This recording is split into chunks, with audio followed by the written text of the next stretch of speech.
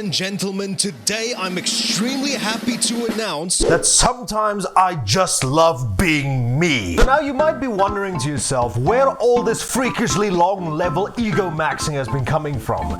Well, I'm glad you asked, because I believe I possess an ability that no other YouTuber does. It's coming up with bad ideas on the spot. I think another term for this is letting your intrusive thoughts win. So I can hear all of you collectively ask, John, what bad idea were you able to come up with this time? Alongside the beeps of cell phones for people dialing law enforcement to do an impromptu wellness check. You see, much like my 8-minute coping session on Gamescom where I announced that I'm officially done with Jeff Keighley, I was just at home, sitting down, playing a video game, and then it hit me. Black Ops 6. But John, you already did a video on the Black Ops 6 beta. And if you did so happen to say that, then good. Your eyes work. But you see, at the end of that video, I happily stated that I would return to the beta if something substantial happened before the game's actual release date. And if I'm being completely honest here, after seeing this post from an account called Game Pass Tracker, the few additions for the open beta didn't really warrant me revisiting this game. Until I realized something. You see, Black Ops 6, it's not just the 6th entry into the arguably more beloved Black Ops series, it's not just the 4th entry into the Call of Duty franchise in the 9th generation of consoles. No, ladies and gentlemen, it's also the 11th entry into the 8th generation of consoles. Yes, this was something that I was aware was the case ever since Black Ops was graced with a Wikipedia page, but I still find it so ridiculous that this brand new Call of Duty experience is still launching on the PlayStation 4 and the Xbox One of all consoles. So now you may be thinking to yourself, well, John, what does that have to do with this video? Well, I'm glad you asked, because you clearly didn't read the title. You see, ever since I started doing my beta videos since 2022, they've always been on the base PS4, the only exception of which being now recently with Black Ops 6, which I played using my Series S. But you see, in between then and now, I now own both 8th generation consoles. So I figured, hey, since it's the open beta, why not see how two of the most statistically weakest consoles fare with this newest entry into the franchise? And in this video, I'm going to go through my extensive research to try and find out if playing the newest Call of Duty on older consoles is still a viable option, or if it's finally time to move on and upgrade, which will probably still be a stupid idea anyway. Now, before I start, I want to get some things out of the way here real quick. I am Mr. Long. Nice to meet you. I am but a mere peasant when it comes to doing any proper comparison shit, because I don't really care. I don't have the proper gear, nor the lack of proper spending habits to do this shit properly. So don't expect stuff in this video like you'd see from a channel like Digital Foundry. But hey, since I'm not really a comparison channel by any means, that means I'll sound like a complete idiot, and I think the entire idea of that should be giving you guys a good giggle. So, where shall we start? Since I understand the majority of you cretins are just a bunch of graphics connoisseurs who think that path tracing and 15 frames per second in Cyberpunk is a good idea, allow me to get the most shallow thing out of the way.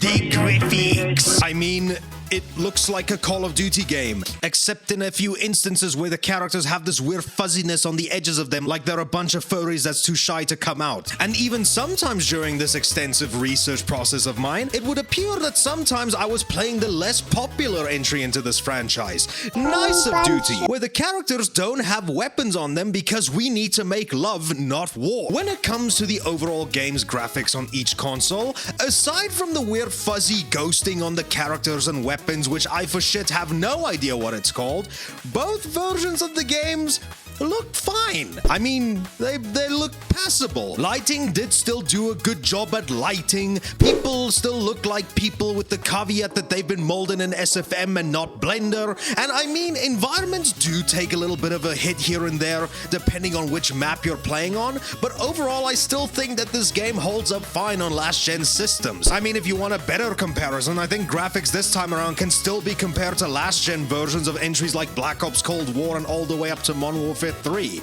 And I mean, if a lot of people weren't bitching about them there, then I don't really think they'll be doing it over here. The one thing I will say though is depending on which console you play on, I almost feel like you'll encounter more pop-in and weird loading errors, like on the Xbox One for example. For whatever reason, I notice sometimes that your icons on screen for shit like Domination and Hardpoint took ages to load in, but was fine all the other times I played. Another thing that I've noticed that I feel is going to play a larger part in the next section of the video is that I feel that the PS4 version looks a little bit more sharper than the Xbox One version. And on top of that, things looked a lot more saturated, and then the colors just looked a hell of a lot nicer than it did on Xbox One. So I guess in terms of overall visuals, the PS4 takes the cake on this. So on to our next thing to talk about.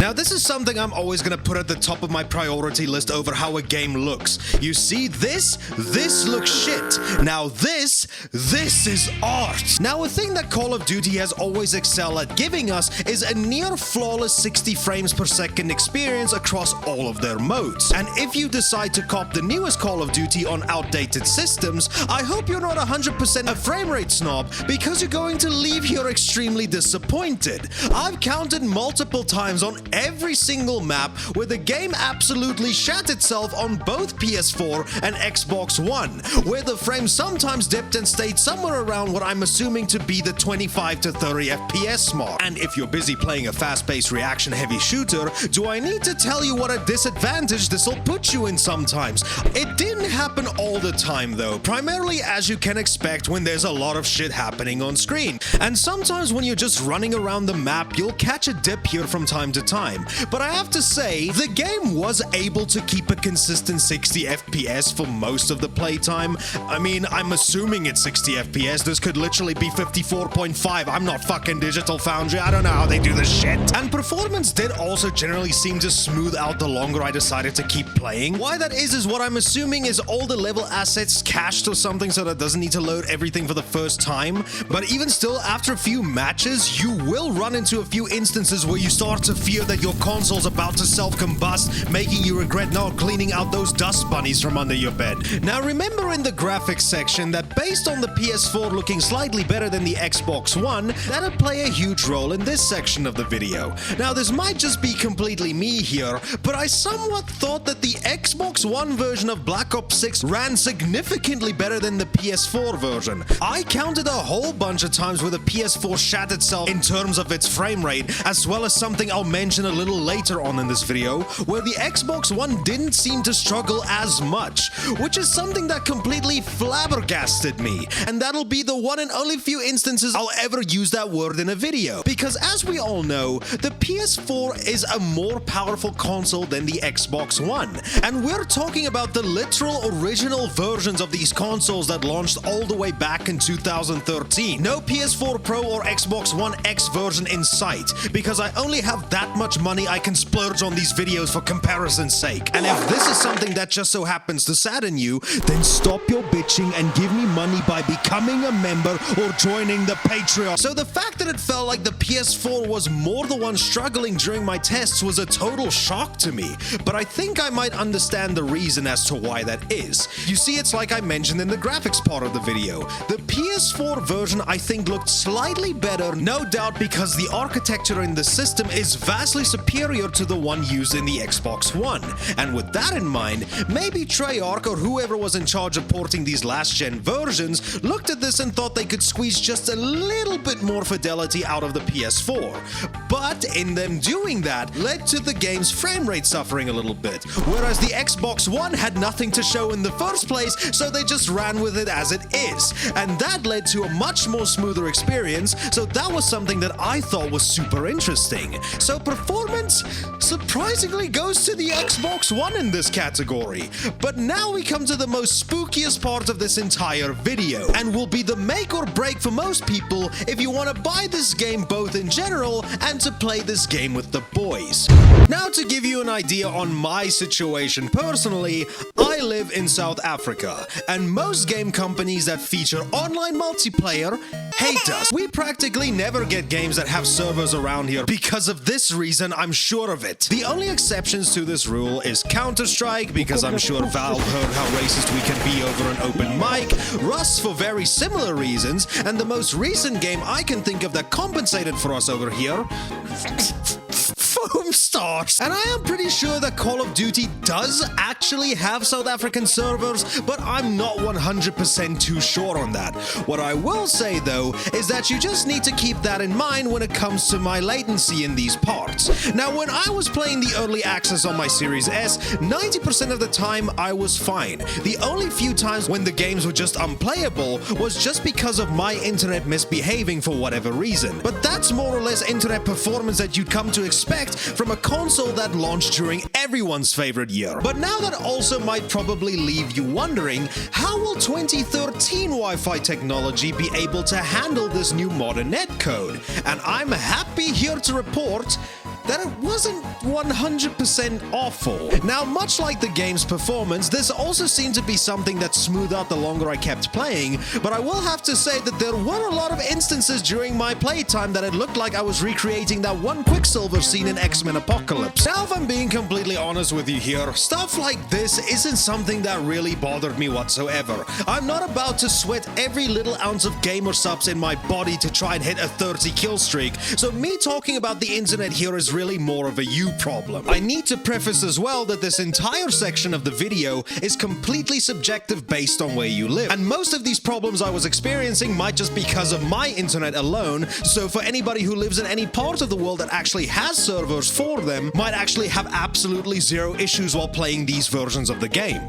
I will also add this: if you just want to have an idea how I was rocking playing all these games, I had both of these systems connected to the same Wi-Fi network with no bullshit in between. So maybe if you choose to play wired, then that'd obviously be the better way to do things, and hopefully that'll mitigate the issue. So I have absolutely zero clue if this was a situation of the servers being shit on these consoles, the system's Wi-Fi infrastructure being too outdated to handle this new modern netcode, or if it was just my internet being too shit. But another thing I decided to do to further test this internet issue is I actually decided to stream a session of me playing these games over here on YouTube. And for that entire stream, I was able to stream at a higher bitrate than I normally would be able to, and on top of that, the entire stream ran without a hitch. I dropped close to 0 frames, and yet I still had instances where the games were laggy and stuff. So I'm really not able to tell you what I think the problem could be causing these latency issues. So you always just gotta keep that in mind if you choose to play these games on these ancient systems.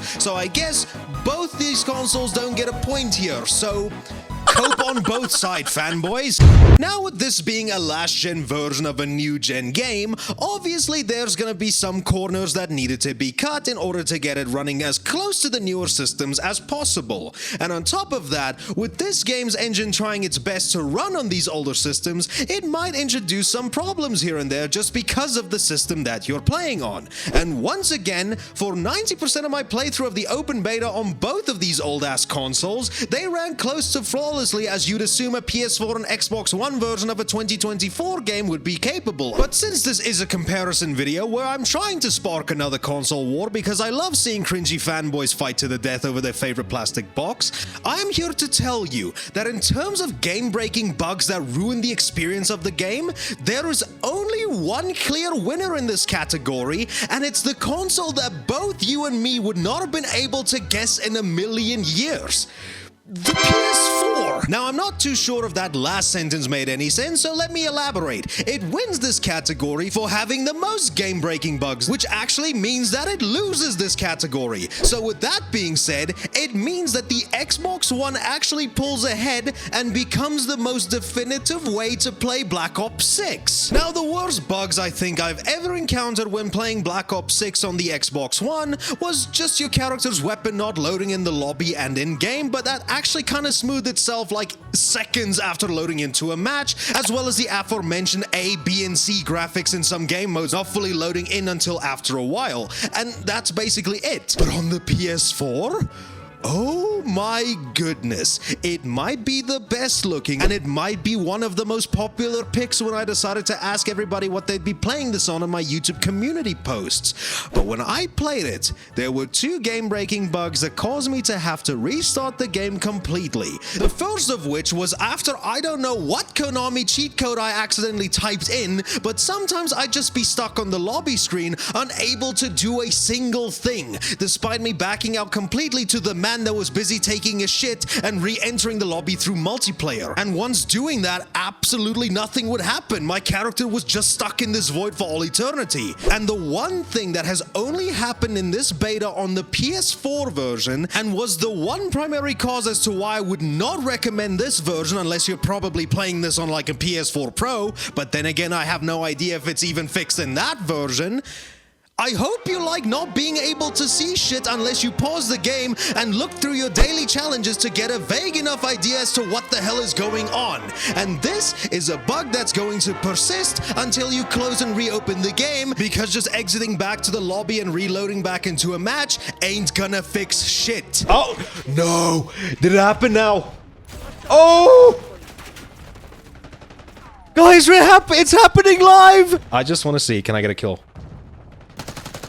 That's like discharging. I'm so happy this happened live. So you guys don't have to wait for the video. So what I want to see now. So find a match. If what happens now happens like what happened to me earlier, the lobby isn't even showing up. Somehow, the Xbox One version runs better than the PS4. And as you can see, this isn't working. Do you have any idea how bad this is? Imagine you're a moron that spent the full price to get whatever military jargon version these games are selling you on the PS4, only to get into one match, think your character is blind until you pause the game and realize that this is where your food money went to waste. Based on how bad this kind of a bug is, a bug that causes you to need to restart the entire game, and even then after doing that, it almost feeling like a nervous gamble as to when it's going to happen again, the Xbox One gets double points here. But there is still one final category that we need to talk about, which will be the defining factor as to which version you should bother getting on launch day. The PS4 version, and I mean the PS4 version alone, at the very least to my knowledge anyway, had subtitles for the announcer and your operators, which I have zero idea why this is something that I only encountered when playing this game on the PS4. I have a theory though, judging that PlayStation has been the poster child for stupid decisions this year, maybe they think the exact same way about their player base, so they must think that 90% of us are illiterate and we need something to help us learn how to read. So what does the Xbox One version have? Oh. Yeah, Xbox One wins. In conclusion, if you were actually smart with your money and you held on to your VCR from 2013, I think you'll have the most definitive last-gen way to play Black Ops 6. So for the people who were laughing at you back in 2013, when the company whose next console openly mocked you to stick to a 360 if you don't have internet, then look who's laughing an entire 11 years later. But then again, you're getting a superiority complex on a Call of Duty game, so you're actually just as sad as John Xbox made you out to be. But yeah, surprisingly, the Xbox One wins. I don't think you're entirely shit out of luck if you decide to get the PS4 version on launch. I just hope you like tapping on your screen a lot while playing this version, because if you decide to cop the PS4 version, you at the very least get the addition of a gamble for whether or not your console is gonna shit itself or not. But at the very least, there is one silver lining throughout this entire video. At the very least, I can tell you that there's still no reason to get an upgrade to the newest system. And if other last-gen releases this generation is anything to go off of, if you still decided to hold on to your old consoles, I think you're still gonna be fine for a little while. But that still leads us on to the one final question.